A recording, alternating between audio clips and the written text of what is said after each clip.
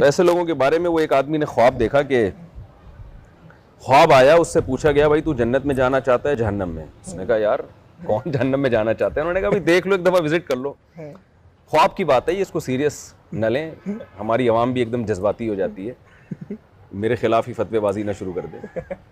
तो वो जहन्नम में गया तो देखें पक रही हैं, जन्नत में गया तो देखा कि यार लोग दाल चावल खा रहे हैं। ये क्या माजरा है यार, ये जन्नत में देखें और जन्नत में, जहन्नम में देखें और जन्नत में दाल चावल। तो फरिश्तों से पूछा भाई ये क्या है? तो फरिश्तों ने कहा अब 4 आदमियों के लिए हम देख पकाएं क्या? मतलब ये कि जन्नत में 2-4 लोग ही गए। तो ये जो हमारे यहाँ सिलसिला चल पड़ा है ना कि सारे गलत हैं, ये भी मैं नाम नहीं लेता, यानी वो भी गलत, वो भी गलत, वो भी गलत, वो भी गलत, मुझे पता है इस्लाम का। इसका मतलब ये आदमी जाएगा, 2-4 इस जैसे और जाएंगे, बाकी तो सारे अब तक गलत लोग थे। तो शायद जन्नत में फिर दाल चावल पके उनके लिए। नहीं, आजकल आपका इंजीनियर साहब बड़ा इंतजार कर रहे हैं। और नहीं, इंजीनियर साहब बिल्कुल भी इंतजार नहीं कर रहे। मेरा जो बयान है आखिरी गुजारिश इंजीनियर साहब से, उसमें मैंने 2 टोक लफ्जों में कहा है कि आपने मुझसे कहा है कि मुफ्ती साहब अल मुहन्नद अल मुफन्नद पे बात करेंगे उलमा देवबंद के अकायद पे, तो मैं इसके लिए रेडी हूँ। लेकिन मैं ये कह रहा हूँ कि आप भी उन चैलेंजेस को फेस करने के लिए तैयार हो जाएं जो आप अब तक करते रहे हैं। बहुत सारे चैलेंज उन्होंने किए हैं ना, और बल्कि थोड़ी सी मैं सख्त ज़बान इस्तेमाल करूँगा कि आपने कुरान और सुन्नत के नाम पे जो माजरत के साथ जो झूठ बोले हैं, ठीक है ना, आवाम को बेवकूफ़ बनाया है, मैं उस पर बात करूँगा आपसे। तो मैं ये नहीं चाह रहा था, ये स्टाइल हो मेरा। तो अब आप भी तो उनको फेस करें ना। तो मैंने वो एक आखिरी गुजारिश के नाम से वीडियो बयान रिकॉर्ड करवाया था 5 मिनट का। उसमें मैंने कहा था कि मैं तैयार हूँ, जिस पे आपने कहा है ना बात करें, मैं उस टॉपिक पे बात करता हूँ।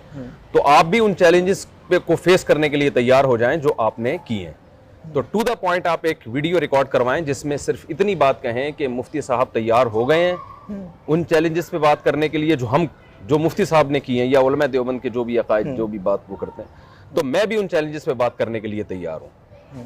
तो वो तो कह रहे हैं जिस दिन ये होगा तो मैंने कहा मैं फौरन इंशाल्लाह अपने आने की डेट बता दूंगा। तो टू द पॉइंट बयान, मैंने कहा था ये बात हाँ या ना में जवाब चाहिए। तो मोहतरम का टू द पॉइंट 17 मिनट का बयान आया है।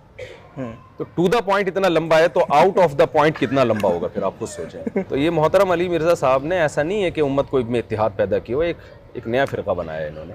इत्तेहाद इस तरह नहीं होता जिस तरह ये कर रहे हैं। क्या इत्तेहाद का स्टाइल वो है जो मौलाना तारिक जमील साहब कभी किसी, हमने तो कभी नाम भी नहीं लिया था ये देवबंदी बरेलवी अल मुहन्नद अल मुफन्नद, कभी मैंने जिंदगी में कभी नाम नहीं लिया ना। उन अकीदों को हमने कभी उनके दिफा की कोशिश की है। यहां तक मैंने बयान किया कि हमारे असल अकीदे वो हैं जो अकीदा तहाविया में लिखे हैं, और जब भी कोई गैर मुस्लिम इस्लाम कबूल करता है हम उसको वो बताते हैं ईमान मुफस्सल ईमान मुजमल।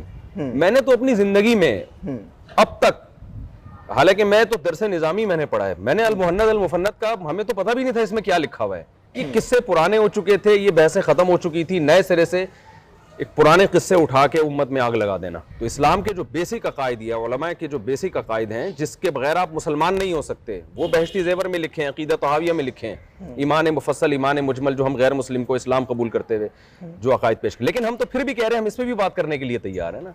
मसला मोहतरम की तरफ से, मोहतरम तैयार नहीं हो रहे, ठीक है ना। प्रोपेगेंडा ये हो रहा है कि मुफ्ती साहब आ नहीं रहे।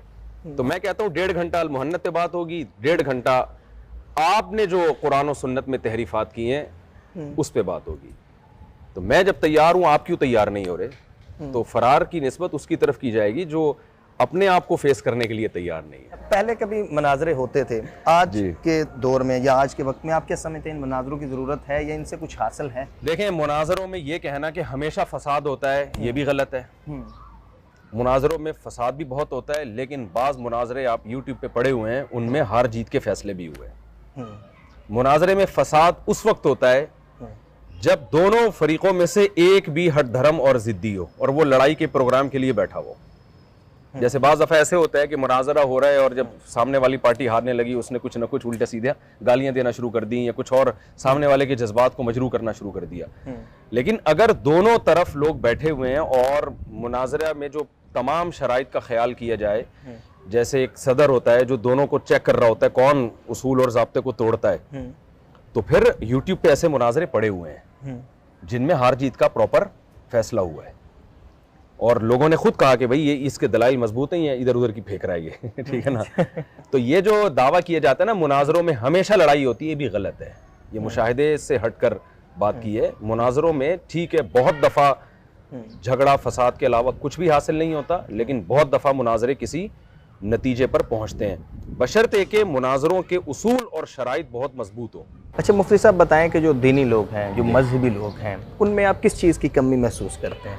देखिए मैं छोटा आदमी हूँ ठीक है ना, जो दीनी और मजहबी लोग हैं, लेकिन ये कि एक चीज़ बहुत वाज़ेह नज़र आती है, उसका थोड़ा सा दीनी लोगों को ख्याल करना चाहिए। जी जो उलमा ही बताते रहते हैं हमें जी जी कि उसमें एक अहम चीज़ ये है कि थोड़ा दीनी और मजहबी लोगों में जज्बातियत का अंसर थोड़ा सा ज़्यादा नज़र आता है।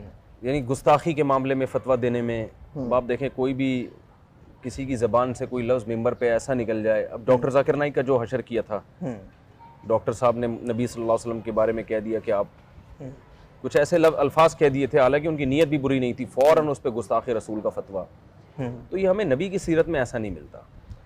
तो ये कोई इश्क मुस्तफ़ा नहीं है कि आप लोगों की ज़बान की लुढ़खड़ाहट को, उनकी गलतियों को पकड़ पकड़ के आप उन पे फतवे लगाएं।